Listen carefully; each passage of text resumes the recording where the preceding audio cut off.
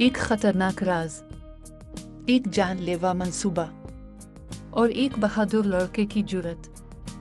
क्या शरीफ वक्त पर सच दुनिया के सामने ला पाएगा या फिर धोखा जीत जाएगा? खुश आमदीद कनीज़ शहजादी की सनसनीखेज नवी किस्त में।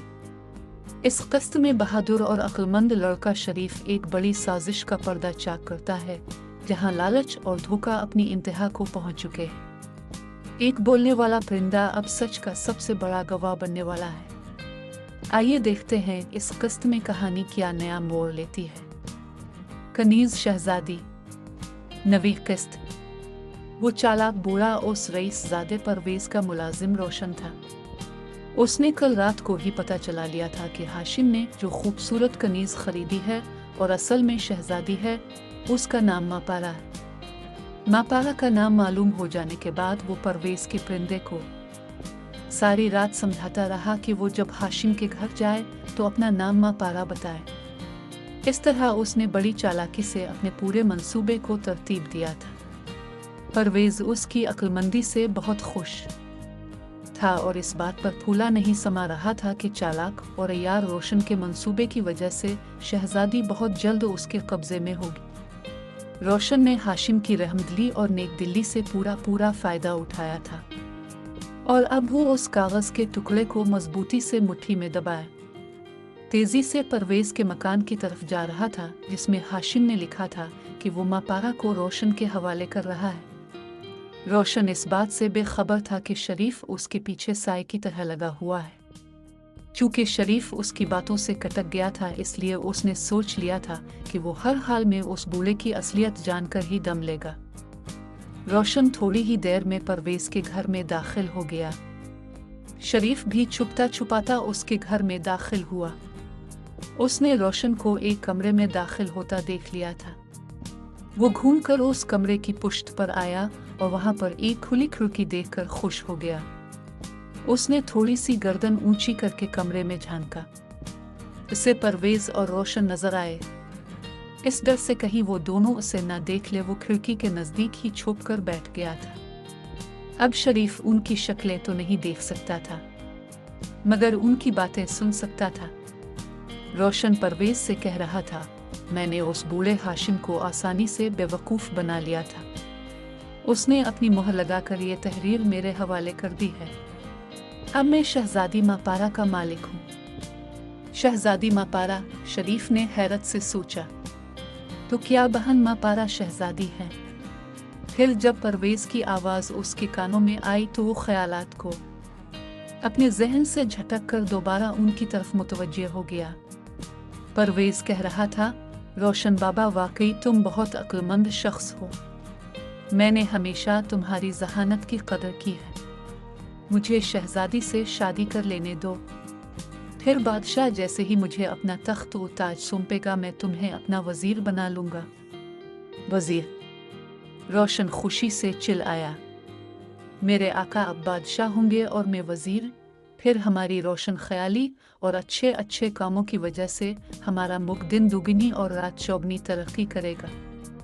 हम अपने मुल्क को खुराक के मामले में खुद कफील बनाएंगे। और परवेज़ उसकी बात काट कर बोला, ये तो सब बाद की बातें हैं। अब से 2 घंटे के बाद मैं हाशिम के पास जाऊंगा और मुतालबा करूंगा कि वो मापारा को मेरे हवाले कर दे।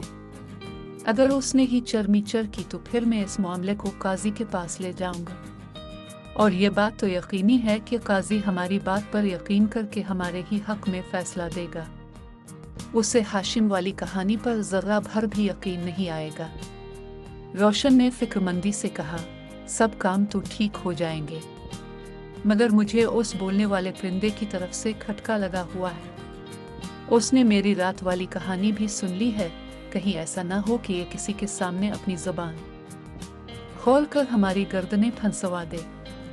बात तो तुम सही कह रहे हो रोशन बाबा, ये परिंदा तो वाकई हमारे लिए दुश्वारियां पैदा कर सकता है। परवेज़ ने फिक्रमंदी से कहा, मेरा तो ख्याल है कि इसका खात्मा ही कर दें। रोशन ने मशवरा दिया, मगर ये परिंदा तो मैंने काफ़ी दौलत खर्च करके हासिल किया था। परवेज़ घबरा कर बोला, दौलत तो और भी आ जाएगी। चंद दिनों के बाद अब बादशाह के खजाने के मालिक होंगे, लिहाजा दौलत की फिक्र तो छोड़ी। वैसे अगर आपका दिल उसे ख़त्म करने के लिए नहीं मानता तो जाने दे, रोशन ने कहा। बादशाह के खजाने ने परवेज की राल टपका दी थी। जल्दी से बोला, इस परिंदे को ख़त्म करना ही हमारे हक में बेहतर होगा। अगर उसने कभी काजी के सामने कुछ बक दिया तो लेने के देने पड़ जाएंगे। मैं अब अपने कमरे में जा रहा हूँ, तुम उसको ठिकाने लगाकर बाग में कहीं दबा दो। प्यारे परवेज, मुझसे मेरी जिंदगी मत छीनो। मैं हरगिज तुम्हारे राजों को किसी के सामने बयान नहीं करूँगा। परिंदा जो उनकी बातें सुन रहा था खुशामदाना अंदाज में बोला, मगर परवेज ने उसकी बात पर कोई ध्यान नहीं दिया और कमरे से निकल गया। रोशन ने कहा, परिंदे मियाँ, मैं जरा जाकर छुरी तेज कर लूं, फिर तुम्हारा गला काट कर तुम्हें बाग में दबाकर तुम्हारी कब्र पर गुलाब के फूल डालूंगा। रोशन भी कमरे से चला गया। परिंदा दहशत के मारे पिंजरे में फड़फड़ाने लगा। शरीफ समझ गया था कि परिंदा उन दोनों के तमाम करतूतों से वाकिफ है। वो जल्दी से खिड़की में से कूदकर अंदर गया और पिंजरे को लेकर इसी तेजी से दोबारा बाहर आ गया। फिर उसने बाग की छोटी दीवार को एक ही जस्त में उबूर किया और तेजी से एक समत को दौड़ने लगा। थोड़ी देर बाद जब रोशन छुरी लेकर कमरे में आया तो ये देखकर परेशान हो गया कि परिंदा वहां नहीं। उसने परवेज को परिंदे की गुमशुदगी की इत्तला दी, मगर परवेज ने इस पर कोई घबराहट जाहिर नहीं की। वो बोला, मैंने जिस शख्स से ये परिंदा हासिल किया था वो परिस्तान का एक जादूगर था। उसने मुझे बताया था कि अगर ये परिंदा कभी अचानक गायब हो जाए तो हैरान मत होना, बल्कि जिस जगह उसका पिंजरा रखा हो वहाँ पर एक प्याले में पानी भरकर और उसमें गुलाब के फूल की 3 पत्तियाँ डालकर रख देना। रात के ठीक 12 बजे परिंदा पिंजरे समेत वहीं आ जाएगा। उस जादूगर ने यह भी कहा था कि चूंकि ये जादुई बातें हैं इसलिए मेरी समझ में नहीं आएंगी। वैसे ये पहला मौका है कि परिंदा पिंजरे समेत गायब हुआ है। परवेज की बात ने रोशन को मुतमईन कर दिया था। वो पानी के प्याले और गुलाब के फूल की पत्तियों का इंतजाम करने के लिए चला गया। उधर शरीफ बोलते परिंदे को अपने साथ लिए हुए एक वीराने में पहुंच गया। इतनी देर तक दौड़ते रहने की वजह से उसका सांस फूल गया था।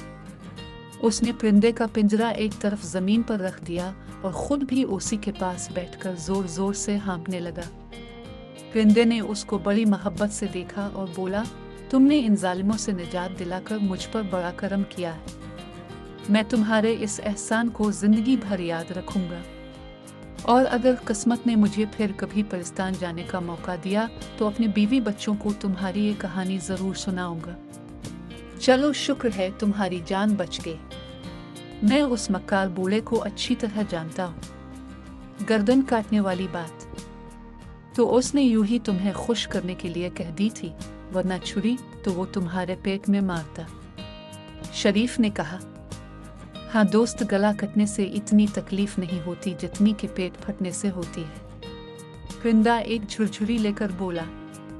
कुछ देर बाद शरीफ ने कहा, अब मुझे तुम्हारी मदद की जरूरत है। तुम जानते हो बहन मापारा इस मुल्क के बादशाह की बेटी है।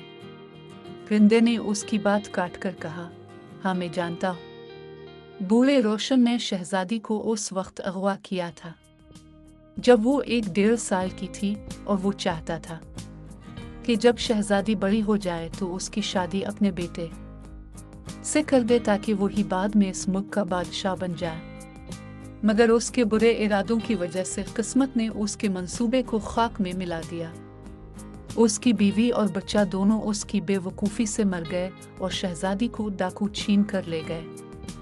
अब वो उसकी शादी अपने मालिक परवेज से कराना चाहता है ताकि इसके सिले में उसे भी कुछ दौलत मिल जाए। वैसे परवेज ने उससे वादा कर रखा है कि वो बादशाह बन जाने के बाद उसे अपना वजीर बना लेगा। परिंदे की बात सुनकर शरीफ ने कहा, वो दोनों ही बहुत मक्कार शख्स हैं।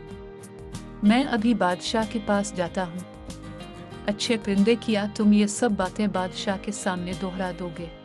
मुझे नहीं पता था कि रोशन इतना जालिम होगा कि एक मासूम छोटी बच्ची को उसके माँ बाप से दूर कर देगा। उसके माँ बाप के लिए कितना बड़ा दुख था। फिर खुद उस बच्ची ने कितनी तकलीफें उठाई। ऐसे काम करने वालों को जरूर सजा मिलनी चाहिए।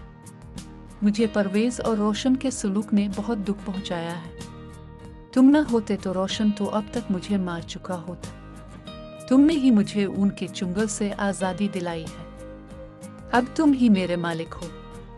तुम जो कुछ भी कहोगे मुझे मंजूर होगा, परिंदे ने कहा।